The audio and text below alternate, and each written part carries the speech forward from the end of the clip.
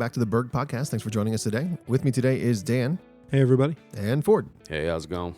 And today we're talking a little bit about leadership. What makes a good leader?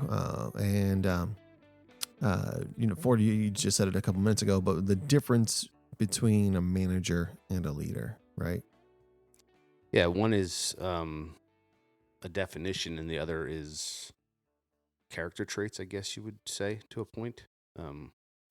And a manager is someone that is defined, and a leader is someone that, a manager tells someone what to do, and a leader, the people want to do that for that person. There's a difference in that regard. They inspire them to do things. Something like that. I mean, like lots of code words on the wall or something like that. But no, I mean, I think there's definitely a difference of how that is defined. And I think part of defining that is not just the definition in the dictionary, but like how we see these things, because that is an important difference maybe than what someone might see it from a different perspective. Mm-hmm. Yeah, I see it like, I like analogies. Brian, we always talk about that. And with sports, like when you talk about in any sport and somebody's a game manager, you know what I mean? Not like they're good and they can get the job done and they meet the qualifications of what you need them to do. And they, with the right team built around them, they do it. And I think you hit the nail on the head. Whereas a leader, for me, is somebody who moves people. You know what I mean? Somebody who you want to get behind, who you believe in, who inspires you, who, all those quotes that would be on the wall, like Ford said. Yeah. It's that thing. And you and I have talked about this as it relates to sports. And as your kids were growing up and playing sports, yours are older than mine, that coaches often says like the it. You know what I mean? Like a leader has it. Like, I don't know what it is exactly. You can't put your finger on how you get it. You know what I mean? And you can't teach it. You could learn it, but you can't teach it. But when someone is a leader, you just know. And they don't have to be in a leadership role. You could see someone, you know what I mean, just doing what they do every single day, but they're a leader. Whether they're the manager at that point is, they may not be in charge, but it doesn't make them less of a leader. A leader people follow. Yeah, for sure. Yeah, it's interesting. Like, when we do our performance reviews, there's a question on there about leadership characteristics or leadership quality, or how does the person function as a leader? I don't remember the exact question. And some people are like, "Well, I'm not a leader. I'm not in charge. My title doesn't say, I'm the guy, Graham Poopah, whatever." Yeah. Which is always funny to me because, and maybe it is a sports thing, or having been in different roles, a variety of different roles, but I'm always like, well, like every person can lead where they're standing, right? Every person has the opportunity to lead. You don't have to be the person. You don't even have to be the manager to be a leader, right? Like you can be a subordinate of the manager and still be a leader on your team or in your group, which I think that some people don't always recognize. Who's going to follow me? I'm not even in charge, right? So that is interesting, and you said it. One of you guys have said it, but it is it's a trait. It is often not a learned skill. So the problem with the difference between, in my mind, and managers and leaders is a manager is really can and should be really good at executing a plan. You tell them what to do, right? They've been given the blueprint and they can follow it. They will do it. They can make sure they have the right resources. They can coordinate the logistics, and they can say, I got us from A to B, and I did it on time, and I did it under budget, and all of those things. And I think that good managers, that's what they do. They make sure that things are managed, things are done. But good leaders oftentimes are not that person. They need good managers, right? The good leaders need people who can make sure that tasks are executed. But good leaders typically are much better at about seeing what needs to be done. 10,000-foot view. Yeah, seeing what needs to be done, anticipating things that might interfere with that come up, and then empowering and challenging their people to get those things done in a timely fashion, or done in a manner that provides successful outcomes, and they have to do it in a way that inspires or is at least respected in enough of a manner that people will do it, right? A good, if nobody has respect for what a leader is trying to accomplish, the leader will fail every time. They're not a good leader. Well, I was going to say I have some people close to me, not in the organization, but just that I know, that are excellent managers. Like they can hit budgets, they can do all that kind of stuff. And so I don't see them in a work capacity, but I see them.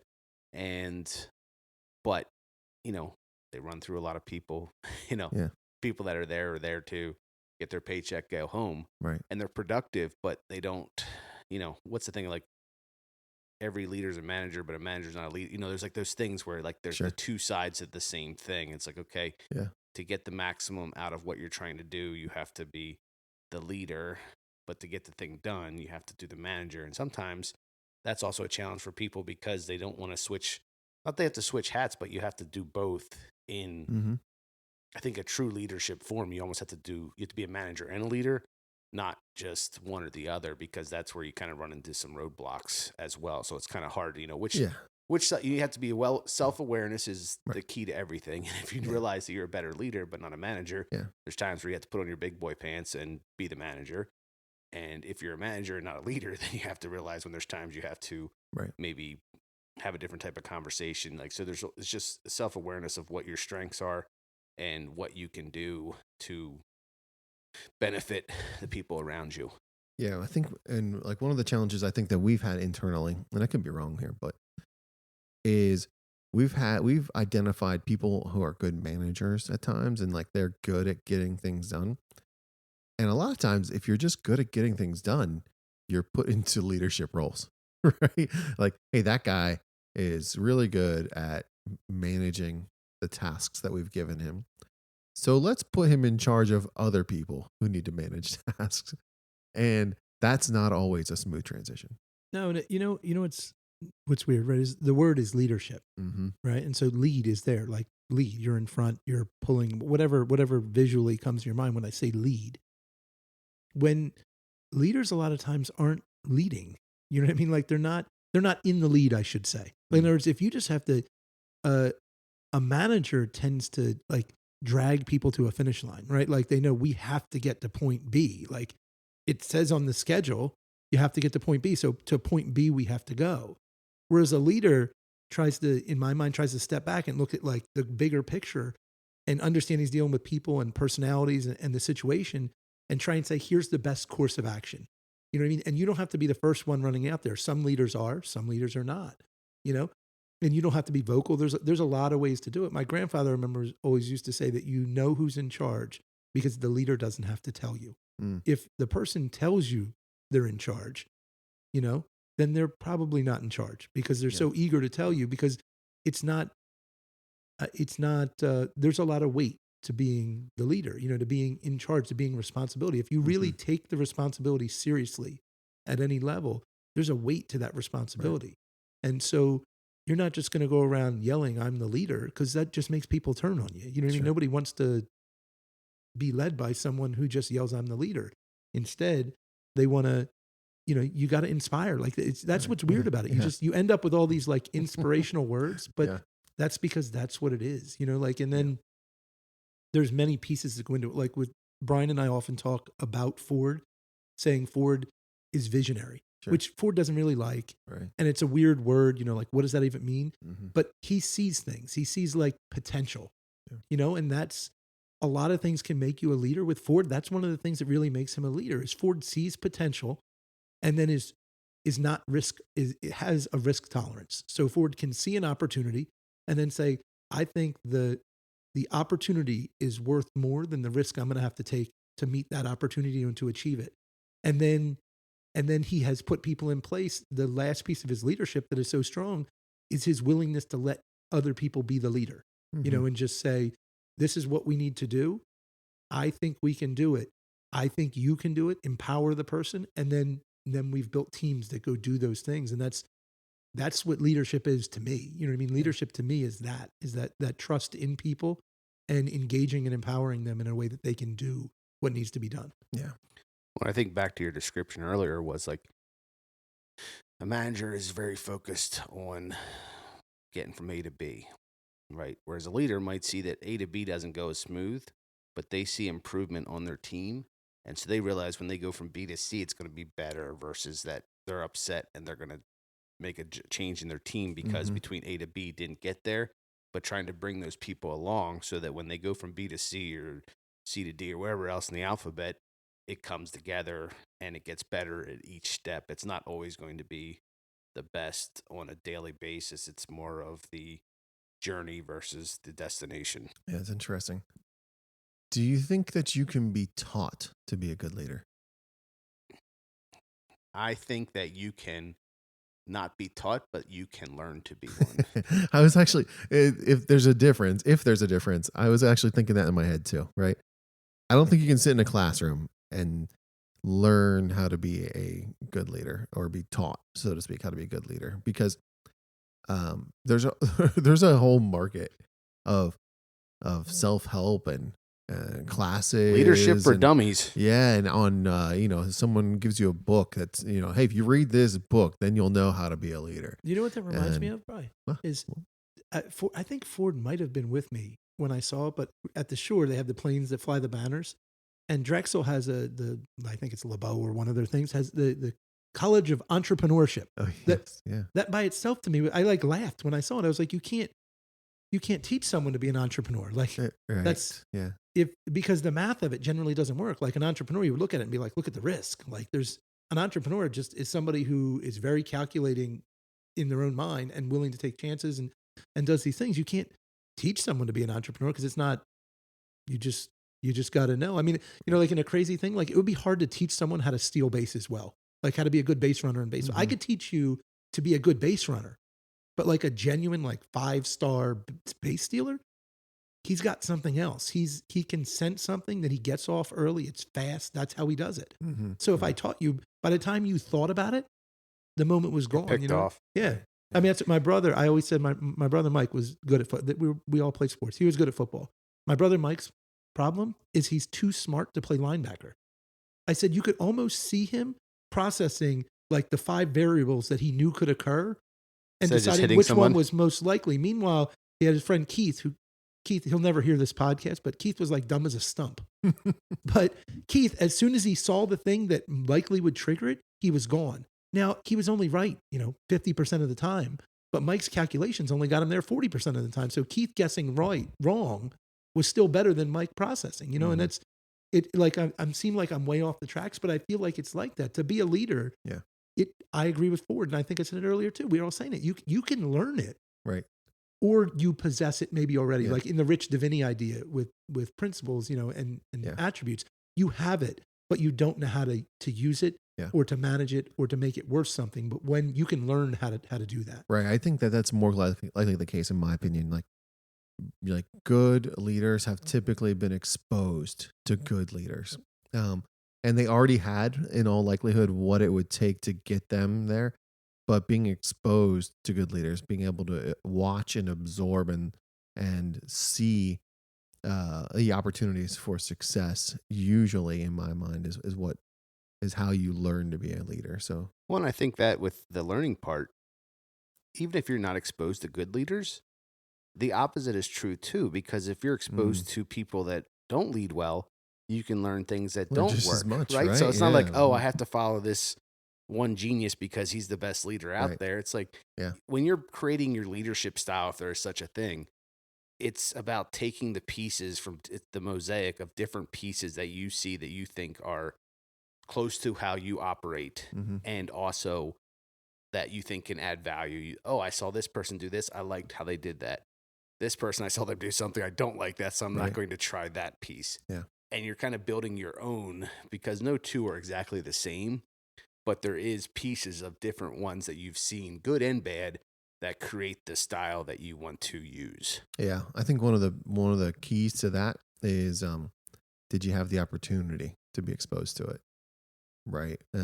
I can think of times in my life personally where, like, because I had the opportunity to be exposed to those circumstances, good leaders, bad leaders, etc., it's probably helped shape who I am now as as an individual. And I think that's the thing as senior leadership or whatever we want to call this podcast group. Team. That's as far as we're going. Team, yeah, podcast team. What I think that's part of the thing that we have to be able to do, is to pick our heads up enough to give folks the opportunity to be exposed to leadership, good and bad, so that we can figure out if they can be leaders. Sometimes you don't know until someone's been given a shot, right? And then even then, if you give them a shot, sometimes it's hard to take it back, right? To say, okay, that didn't work, and maybe you're a really good manager, but might not be a great leader. That's a difficult conversation to have. But I think that's probably our biggest challenge as an organization is we are charged to be stewards of the resources that we have, in every way, equipment, money, people, etc. That's that's probably the crux of my role, right? To figure out how we can be the best stewards of whatever resources we have. But if we're not finding ways to take an abundance of resources and create opportunities for our people who don't have as much exposure, leadership opportunity to get those chances, we're probably not setting them or ourselves up for long-term success. Well, I also think that leadership, takes many forms, and maybe somebody's leadership isn't going to tie to what people would determine to be leadership. Maybe they didn't, they don't run the company, but, maybe their leadership style and what they can lead is first themselves, maybe them and another person, maybe a small team. Right. Your leadership doesn't mean that it automatically like skyrockets to the top. It just means that so some people, maybe their leadership and what they can do only gets to a certain level. They're still leaders. It's just not that they're going to, once that next level of stress comes on, they, it just doesn't fit with them. And maybe they need to be in a leadership style or a leadership place that is still in leadership, but it's not in the term. Yeah. It just depends on what people's internal fortitude is, because heavy is the head that wears the crown. And sometimes people want what leadership is until they realize what that truly means. Yeah. Well, and the other misconstrued notion here a lot of times is that you have to put them in charge. And that's not necessarily true. They don't have to be in charge of everything. They have to be given the opportunity to have responsibility. Right. And that is difficult for a manager to do, for a manager to give people ownership of specific things inside of their team. That is the opportunity that creates leaders. Give them the chance to take ownership, give them the chance to be responsible for things, give them the chance to fail, and then let them understand why it's a failure and how we prevent failures. That's hard for a manager to do. So if our folks aren't exposed to leaders giving them those opportunities, that they don't necessarily ever have the chance to become leaders or be exposed to what success could look like. Well, I think another thing that, some of our leaders within our team, why are you using air quotes? Because it's like leader, depending on what level. Hey, this is a radio, Ford. They don't see the air quotes. Ford does not like the word leader. Like, I think it's part of it. You know what I mean? Like, entrepreneur, another bad word. Vision. It's like, okay, it's made up words that don't mean anything. But with that is that people have taken the responsibility on their own, and then it has provided us the ability to see them stand out, and then it has provided them a new opportunity because it wasn't their quote unquote without my air quotes job, but they just realized that they needed to get something done, and so they just took it and did it, right, and was outside of their norm, and that was able to, they took that ownership of whatever that was. They succeeded or didn't succeed, but at least they tried. That's more important than anything else. And then and then later when we were looking for someone to fill a new position, seeing them do that gave us a comfort level that we felt they could fill that new role because they have taken that and they upon themselves. They own the process, not the task. They own the process. Because a lot of times if you give someone ownership of a task, they stand there and wait for the next task, right? And you say, hey, what I need you to do is put these 2 bolts together. And they do the 2 bolts, and then they stand there and wait for you to tell them to do something else. But and they see that there's 6 more bolts that need to be put in, but they didn't put them in because they were only told to do the one right. bolt. So if you give them ownership of the process and not the task. We need this put together, Yeah. Well, and you don't have to want to be the leader to be the leader. Like we've had guys who want to be the leader, and we've got, let me change that. We have guys who have wanted to own the responsibility, and we have had guys that didn't want to own the responsibility, but did by nature anyway. And so that's sort of what I mean to say is I'm trying to clean it up a little bit, but a leader just owns the responsibility. They own their piece, and then they influence the other pieces so that they get where they're going, And so you end up in this funny spot where you don't have to want to be the leader. You don't have to want to tell people you're the leader. You don't want to have credit that you're the leader. Mm-hmm. But you do want to see the thing through. And I think that is a common thread through the people that are successful here in being leaders, is they want to see it through. They care. You know what I mean? They care, and they value the team, and they want to help to improve where the outcome that we reach on that any given day, any given task is. And then people respond to that because they say, they're doing the right thing for the sake of doing the right thing. And so that's another one of the, I think keys is not doing it because it's best for you, but rather it serves the purpose. It serves the goal. It serves the end that you're trying to reach. And that's how you make decisions sometimes as a leader. Well, I think also, like we said about heavy is the head, but people understanding the stress, I'm not talking about, gaining 50-pound stress, but like as you have more responsibility, it comes with more things. So if you get little pieces and try little pieces, you get familiar with what that is and see if that's something that you want to handle, can handle.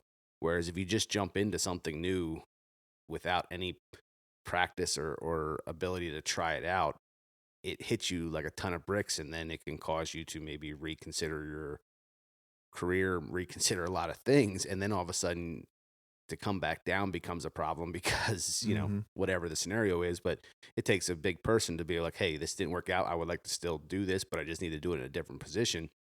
Other people, they might just have to leave the job because that happened, but little test runs get you familiar with what it's going to be versus just at one time. I can only imagine that, like,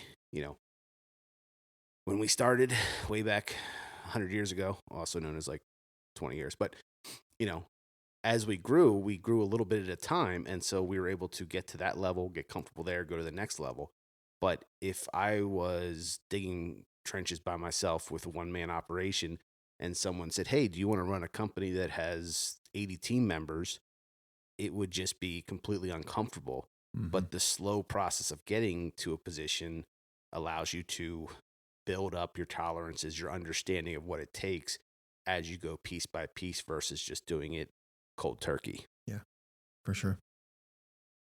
Yeah, that's it. Ford and I actually talked similarly about that. I did an interview the other day. Brad was stuck on a snow site, and I had to do an interview. Or I should say, I did the interview because Brad was there. I didn't have Conducted the interview. I conducted the interview. Got it. Yeah. Yeah. Brian's cleaning everything. No, up. Conductor hat. So you weren't being interviewed. I was not being interviewed. He was on the national news somewhere doing an interview. And Brad was waiting for the news to call, and you stepped in. Brad was waiting for it to snow, which didn't happen, but we sat there for 8 hours anyway. But when I was talking to the gentleman, and I asked him a few questions, about why he had looked at Berg, why he was considering Berg, and one of the things he said that was interesting to me was he said, well, I looked and I saw that you guys didn't just show up. Like, you did some work, and then you did snow work, and then you started doing more work. Like he had looked into in the story we told on our website, like how we got to be where we were. And he respected the process. He respected that we weren't just some company that somehow just blew up out of nowhere. We didn't get outside money and just say, hey, let's be an 80-person company. And we had gone through all these steps, and he liked what we had become, which in his description seemed similar to what we were when we started. So, that I thought that was interesting as well.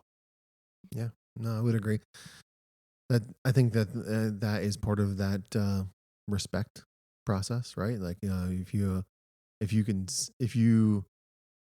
can trust somebody because you know how they got to where they are, then it makes it easier sometimes to follow them or to Well, that's always a challenge with like if a young person they're a rock star, but then like sometimes as my beard is turning nice and gray, but there's a maturity that gains. If someone joins a team and they've been in the business for 30 years, they come with a certain level of respect. They might not have earned it here, but they've earned it somewhere along their way.